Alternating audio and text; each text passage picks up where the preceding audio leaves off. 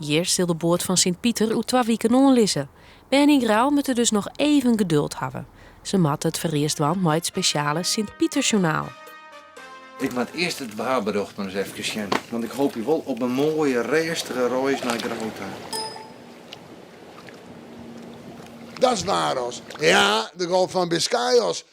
Stormos, nou, orkanos, kreftoldos en bakkenwetter. Het is het 4e jaar dat het Sint-Pieter-comité dit journaal maakt. Intussen ben ze ik heel druk met een jubileum. Het Sint-Pietermeerke, ofwel een sprookje, wordt dit jaar voor de 64ste keer spelen. Dat is een belangrijk onderdeel van uw Sint-Pieterfeest hier in Grauw.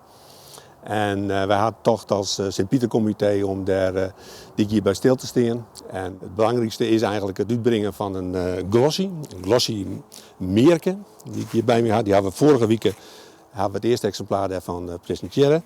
En in het museum in Grauw is een speciale tentoonstelling over 64 jaar Sint-Pietermeerke. Verder is er nog een reunie met alle belutsenen bij alle meerkes.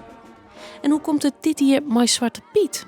Ik moet de kooi van het schip even ophellen, want ik moest de laatste pakjes nog even aan boord brengen. Die bleef in Grauw gewoon zwart. Zwarte Piet, met Zwarte Piet blauw hier in Grauw. We hadden er maar één.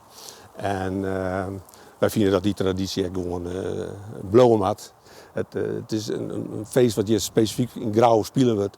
Dat leeft minder ten aanzien van dit actuele punt, denk ik, wat natuurlijk wel heel erg landelijk spelen had.